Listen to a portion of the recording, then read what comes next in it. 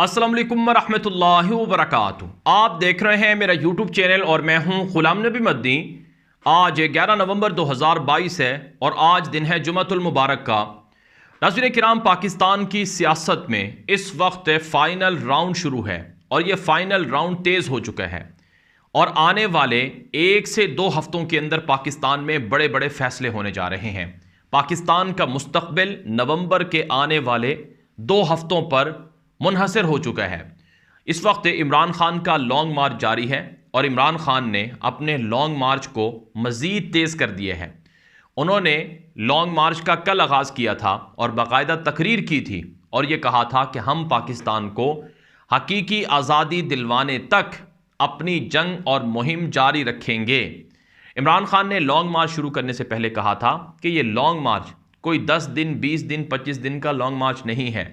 हमारी ये मुहिम कई फेज़ में चलेगी, कई मरहलों में चलेगी और जब तक हम अपने मुल्क को हकीकी मानों में आज़ाद नहीं करेंगे तब तक हम लड़ते रहेंगे।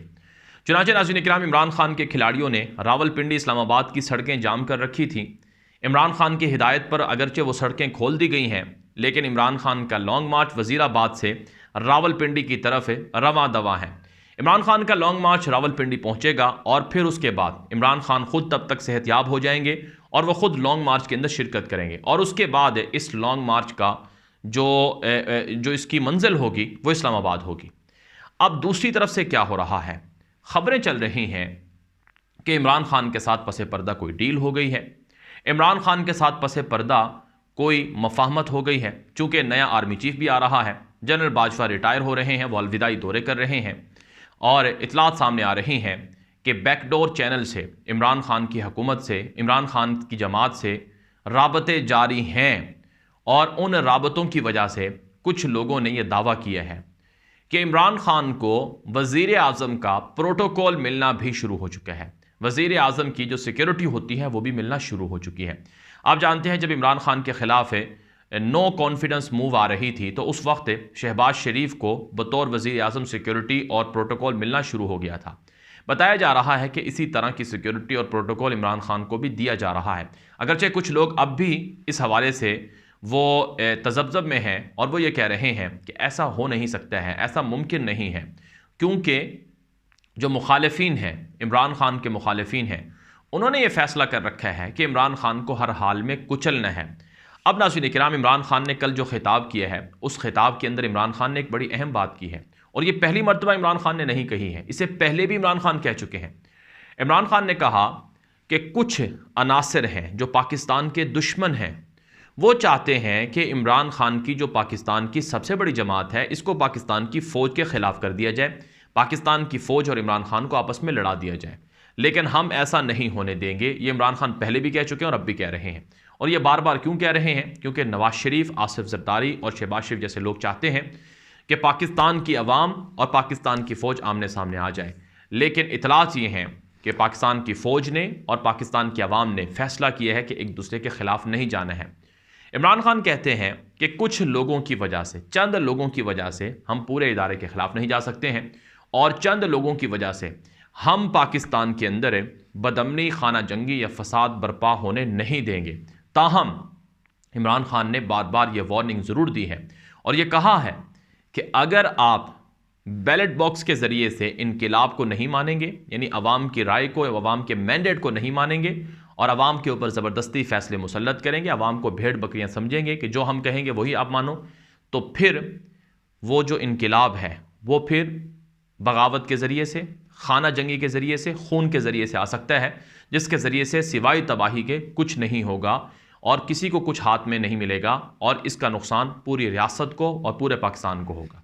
तो बहरहाल नाज़रीन किराम, इस वक्त जो इतलात हैं वो यही हैं कि शहबाज शरीफ और नवाज शरीफ और आसिफ जरदारी ये बज़िद हैं कि हमने इलेक्शन में नहीं जाना है, हम इलेक्शन अर्ली नहीं करवाएंगे और इमरान खान जो चाहें करें, हम 10 महीने तक इक़्तिदार में रहेंगे। फिर उनका यही मुतालबा नहीं है कि वो 10 महीने तक इक़्तिदार में रहें, बल्कि उनका यह भी मुतालबा है कि इमरान खान को अगले 5 सालों के लिए डिस्क्वालीफाई करो, इमरान खान को ख़त्म करो, डिस्क्वालीफाई करो और इमरान खान को हमारे रास्ते में जो एक कांटा है इसको निकाल कर बाहर फेंक दो।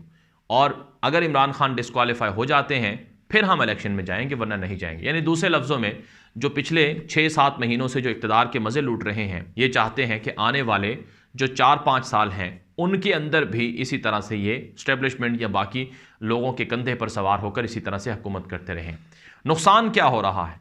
नुकसान पाकिस्तान का हो रहा है। आपके सामने है कि पाकिस्तान की मईशत को इतना नुकसान 70 सालों में कभी नहीं हुआ जितना 6 महीनों में हो चुका है। पाकिस्तान के जो एसेट थे, असासे थे, वो 17 अरब डॉलर के थे, जो अब गिरकर नाज़रीन किराम 7 अरब डॉलर से भी कम हो चुके हैं। और यही नहीं नाज़रीन किराम, बल्कि पाकिस्तान के ऊपर जो कर्ज़े हैं, शहबाज शरीफ की हुकूमत ने 10,000 अरब रुपए से ज़ायद के चढ़ा दिए हैं। और अभी शहबाज शरीफ ने इस साल जो कर्ज़े देने हैं, वो कर्ज़े देने के लिए भी भीख मांग रहे हैं कि हम आपको कर्ज़े नहीं दे सकते हैं, हमें कर्ज़ों में रीशेड्यूल कर दें, ताकि इमरान खान की हुकूमत आए तो वो जाने, उनका काम जाने। या दूसरे लफ्ज़ों में, पाकिस्तान को इतना मुआशी तौर पर तबाह कर दिया जाए कि इमरान खान आने वाले 10 सालों में पाकिस्तान को ना उठा सके। तो ये नाज़रीन किराम इस वक्त साजिशें चल रही हैं। लेकिन बहरहाल इमरान खान मुकम्मल तौर पर इस वक्त वो पुरुमीद हैं।